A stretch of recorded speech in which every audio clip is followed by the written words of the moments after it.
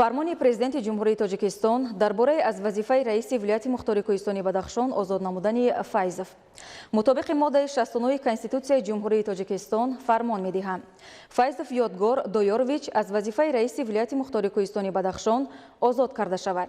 Президенти Ҷумҳурии Тоҷикистон Эмомалӣ Раҳмон шаҳри Душанбе 5 ноябри соли 2021. Фармони Президенти Ҷумҳурии Тоҷикистон дар бораи аз вазифаи раиси шаҳри Хоруғи Вилояти Мухтори Кӯҳистони Бадахшон озод намудани Мирзонабот. Мутобиқи моддаи 69 Конститутсияи Ҷумҳурии Тоҷикистон фармон медиҳам. Мирзонабот Алишер Худоберди бо сабаби ба кори дигар гузаштан аз вазифаи раиси шаҳри Хоруғи Вилояти Мухтори Кӯҳистони Бадахшон озод карда шавад. Президенти Ҷумҳурии Тоҷикистон Эмомалӣ Раҳмон шаҳри Душанбе 5 ноябри соли 2021.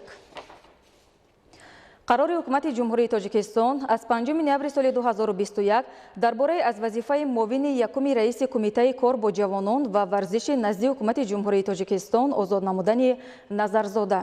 ҳукумати Ҷумҳурии Тоҷикистон қарор мекунад Назарзода Ризо Шодӣ бо сабаби ба кори дигар гузаштан аз вазифаи муовини якуми раиси кумитаи кор бо ҷавонон ва варзиши назди ҳукумати Ҷумҳурии Тоҷикистон озод карда шавад. Раиси ҳукумати Ҷумҳурии Тоҷикистон Эмомалӣ Раҳмон.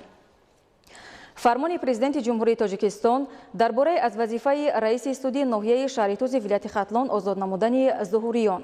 Мутобиқи моддаи 69 Конститутсияи Ҷумҳурии Тоҷикистон фармон медиҳам. Зуҳуриён Холмурод Абдулло бо сабаби расидан ба синни ниҳоӣ дар вазифаи судия будан аз вазифаи раиси суди ноҳияи шаҳритӯзи Вилояти Хатлон озод карда шавад. Президенти Ҷумҳурии Тоҷикистон Эмомалӣ Раҳмон шаҳри Душанбе 5 ноябри соли 2021. Фармони Президенти Ҷумҳурии Тоҷикистон дар бораи иҷрокунандаи вазифаи раиси Вилояти Мухтори Кӯҳистони Бадахшон таъин намудани Мирзонабот. Мутобиқи моддаи 69 Конститутсияи Ҷумҳурии Тоҷикистон фармон медиҳам. Мирзонабот Алишер Худоберди иҷрокунандаи вазифаи раиси Вилояти Мухтори Кӯҳистони Бадахшон таъин карда шавад. Президенти Ҷумҳурии Тоҷикистон Эмомалӣ Раҳмон шаҳри Душанбе 5 ноябри соли 2021. Фармони Президенти Ҷумҳурии Тоҷикистон дар бораи иҷрокунандаи вазифаи раиси шаҳри Хоруғи Вилояти Мухтори Кӯҳистони Бадахшон таъин намудани Назарзода. Мутобиқи моддаи 69 Конститутсияи Ҷумҳурии Тоҷикистон фармон медиҳам.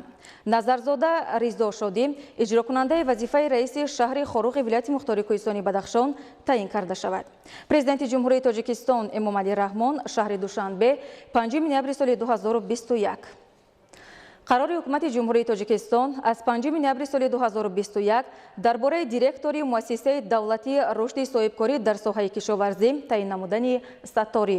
ҳукумати Ҷумҳурии Тоҷикистон қарор мекунад Саттори Далер Абдумансур директори муассисаи давлатии рушди соҳибкорӣ дар соҳаи кишоварзӣ таъин карда шавад.